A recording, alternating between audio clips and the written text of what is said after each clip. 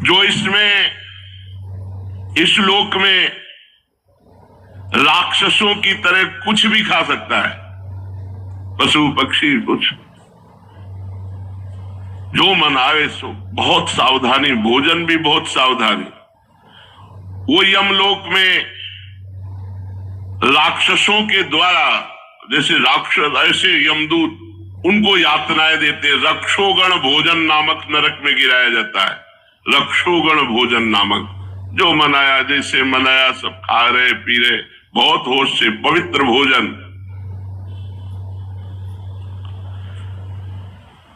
यो यहाँ पशुओं का गरम गरम खून पीते हैं, तो वहां कुल्हाड़ी से उसका गर्दन काटकर यमदूत खून पीते हैं। जो यहाँ दूसरों का मांस खाते हैं, तो वहां यमदूत मांस भक्षण करते हैं, उसका खूब नाचते हैं वहीं। अरे बहुत हाहाकार है। इस लोक में जो लोग मनोरंजन के लिए पशु पक्षियों को कष्ट देते हैं, उनको फंसा लिया, उनको विविध प्रकार से तुम्हारा मनोरंजन हो रहा है, मारे भय से व्याकुल हो रहा है, विविध उपायों से फुसला करके पशु पक्षियों को बुला देते हैं, उनको रस्सी में बांधकर कांटे से या विविध प्रकार की पीड़ा देकर खिलवाड़ करते हैं, तो उनको सुलूल प्रोत नामक नरक में गिराया जाता है। और यमदूत पिंजड़े में बंद करके फिर भाले से उनके साथ खेलते हैं। इसलिए किसी भी पशु पक्षी जीव जंतु को कष्ट मत दो। इस लोक में जो उग्र स्वभाव के लोग होते हैं, जरा जरा सी बात में दूसरे से झगड़ा कर देते हैं, दूसरे को मारने पीटने लगते हैं, गालियां देते हैं, दूसरे का अहित अमंगल कर देते हैं, वे मरने के बाद दंड सूख नामक नरक में गिराए जाते हैं। और वहां यमदूत जिंदा ऐसे निगल जाते हैं, फिर चबाकर उगलते, फिर बड़ा कष्ट दिया जाता है। जो यहां किसी प्राणी को किसी गुफा में ऐसे अंधेरी खाइयों में बंद कर देते हैं, मार डालते हैं, परलोक में यमदूत वैसे ही उनको विषैली आग के धुएं से घोटते हुए मारते हैं। इसलिए अवट निरोधन नामक नरक कहते हैं उसे।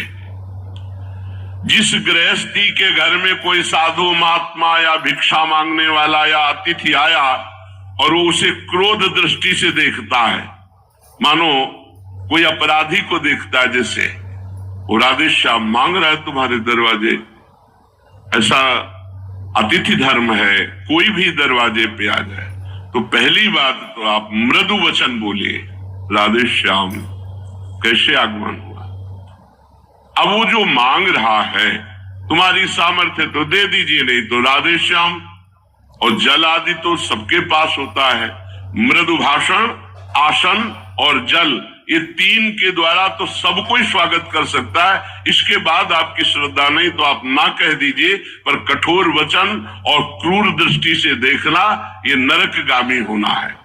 जो गृहस्थ अपने आए हुए दरवाजे पर अतिथि अभ्यागत संत वैष्णव को क्रोध दृष्टि से देखता है, तो नरक में उसे गिद्ध, कंक, काक और बटेर आदि यमदूत, वज्र की चोंच रखने वाले, उसे पर्यावर्तन नामक नरक में गिराते और नोचते हैं।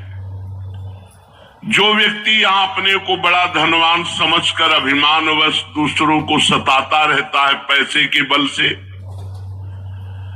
और जो सब पर संशय करता है, संदेह करता है, और धन का कभी धर्म में खर्चा नहीं किया,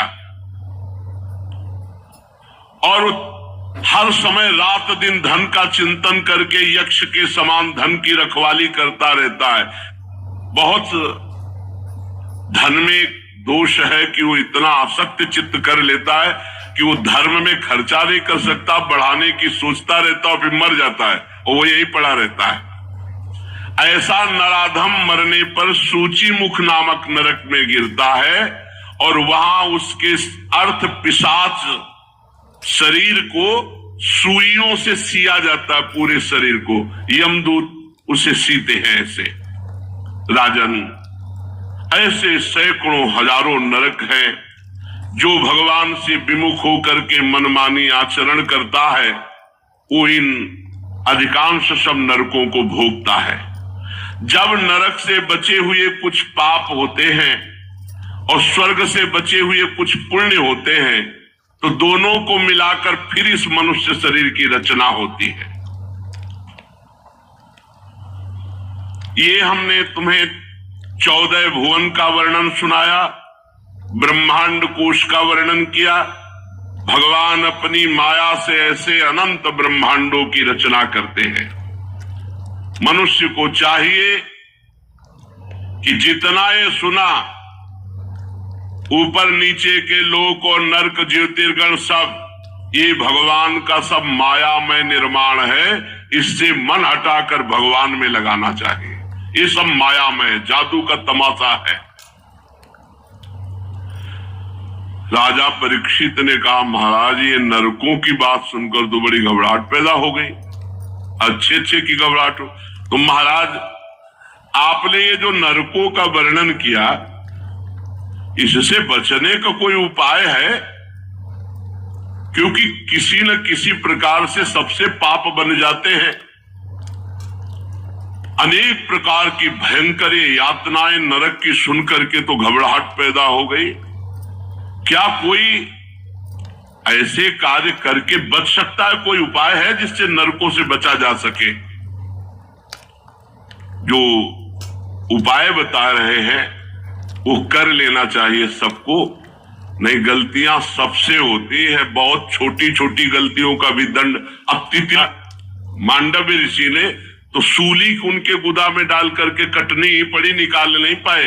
सोचो इतने बड़े ऋषि को ये दंड भोगना पड़ा, जो इतना तप परायण थे, बड़े बड़े महापुरुषों को।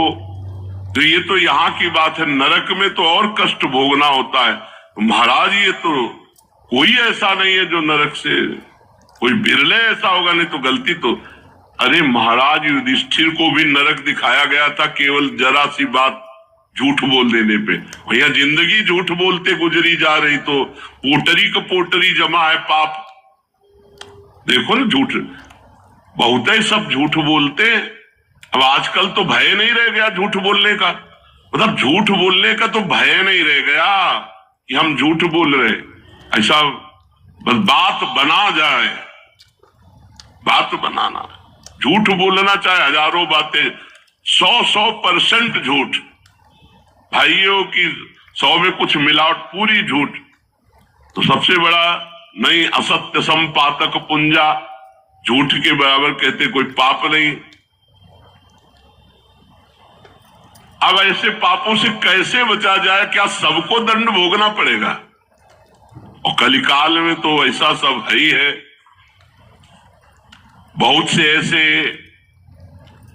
जीव हैं मनुष्य शरीर में जिनको ये ज्ञान ही नहीं है कि मतलब ये पाप हम कर रहे हैं, इनका दंड भोगना, मत वाले होकर चले ही जा रहे हैं। कुछ ऐसे हैं जिनकी बुद्धि काम करती है पर भोगाकर्षण पाप करा लेता है।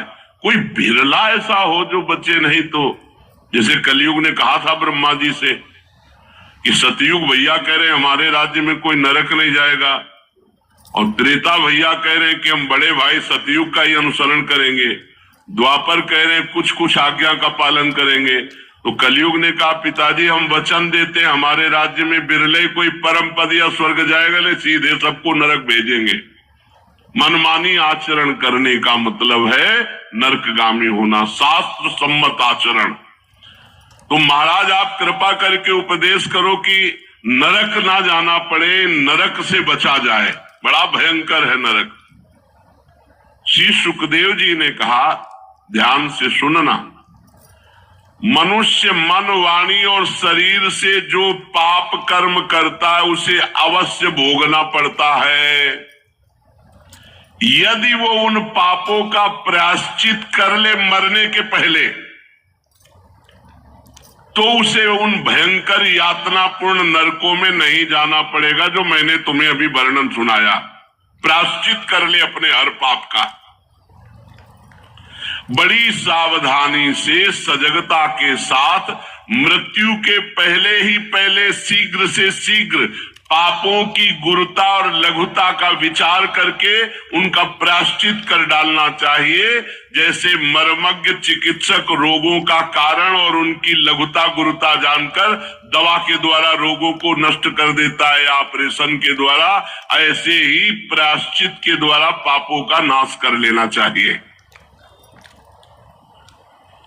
राजा परीक्षित जी ने पूछा, भगवान, मनुष्य राजदंड, समाजदंड और लौकिक शास्त्रोक्त नरक गमन आदि परलौकिक कष्टों से ये जान करके कि ये पाप है उसको दंड मिलेगा, पाप वासनाओं से विवश होकर बार बार पाप करता है, ऐसी अवस्था में उसके पापों का प्रायश्चित कैसे हो सकता है? एक बार पाप किया वो प्रायश्चित कर ले, ठीक, फिर पाप, फिर पाप, फिर पाप, तो प्रायश्चित कैसे हो सकता है? कैसे संभव हो सकता है कि वो नरक न जाए? क्योंकि प्रायश्चित करके पाप से छुटकारा मिलेगा, फिर पाप करेगा। ऐसी स्थिति में मैं समझता हूं कि जैसे हाथी स्नान कर पुनः धूल डाल लेता है, तो स्नान का मतलब क्या रहा? तो उस प्रायश्चित का मतलब क्या रहा? अगर पुनः मनुष्य पाप करता है तो उसका प्रायश्चित व्यर्थ हो जाता है। बहुत सुंदर विषय, बहुत सुंदर है। श्री सुखदेव जी कहते हैं, कर्म के द्वारा ही कर्म का निर्बीज नाश नहीं हो सकता। कर्म के द्वारा पाप कर्मों का नाश नहीं हो सकता। अब ये भूल छोड़ दे कोई, वो तुम्हारा कर्म तुम्हें भोगना पड़ेगा। उसका प्रायश्चित है एकमात्र भगवान का भजन। आगे वर्णन करेंगे। कर्म के द्वारा नाश नहीं हो सकता, ये श्री सुखदेव जी महाराज कह रहे हैं कि आपने पाप कर्म कर लिया, आप कोई और कर्म करें तो उससे वो पाप कर्म नष्ट हो जाएगा। कर्म में इतनी सामर्थ्य नहीं कि वो निर्बीज कर सके तुम्हारे पाप कर्म को। जो अज्ञान से युक्त होकर पाप कर्म करते रहते हैं, उनकी वासनाएं बनी रहती हैं और वासनाएं नए पाप कराती रहती है, इसलिए वो निष्पाप कभी नहीं हो सकते। अगर सच्चा प्रायश्चित है तो है भगवत प्राप्ति, तत्व ज्ञान। अगर उससे तत्व ज्ञान हो गया है तो जीवन मुक्त, भगवत प्राप्ति हो गई तो जीवन मुक्त। बिना भजन के, भगवत प्राप्ति के बचने का उपाय नहीं है। नाम जप करो, खूब नाम जप। आगे सुनेंगे आप। जैसे कोई पुरुष सही दवा और सुपथ्य का सेवन करे तो रोग रहित हो जाता है, ऐसे सही अनुष्ठान और अपनी पवित्र दिनचर्या तो निष्पाप हो जाएगा। जो पुरुष नियमों का पालन करता है और भगवान का भजन करता है तो धीरे धीरे उसकी पाप वासनाएं, जैसे कई लोग कहते हैं भजन करने पर मन जलता है, तो मनई से तो पाप हुए, मनई प्रेरणा करी, मनई संकल्प बनाए, मनई में वासना है, तो भजन मन को जलाकर निर्वासनिक करता है। जो नियम पूर्वक भजन करता है, संयम पूर्वक आचरण करता है, वो धीरे धीरे उसके पाप भस्म होते हैं और वो कल्याणप्रद भगवत प्राप्ति या तत्व ज्ञान में समर्थ हो जाता है। जैसे बांस के झुरमुट में लगी हुई आग बांसों को जलाकर राख कर देती है, वैसे ही श्रद्धावान धैर्यवान पुरुष ब्रह्मचर्य, तपस्या, इंद्रिय दमन, मन की स्थिरता, दान, सत्य, बाहर भीतर की पवित्रता, यम नियम और नवधा भक्ति, मन वाणी शरीर द्वारा किए गए बड़े से बड़े पापों को नष्ट किया जा सकता है।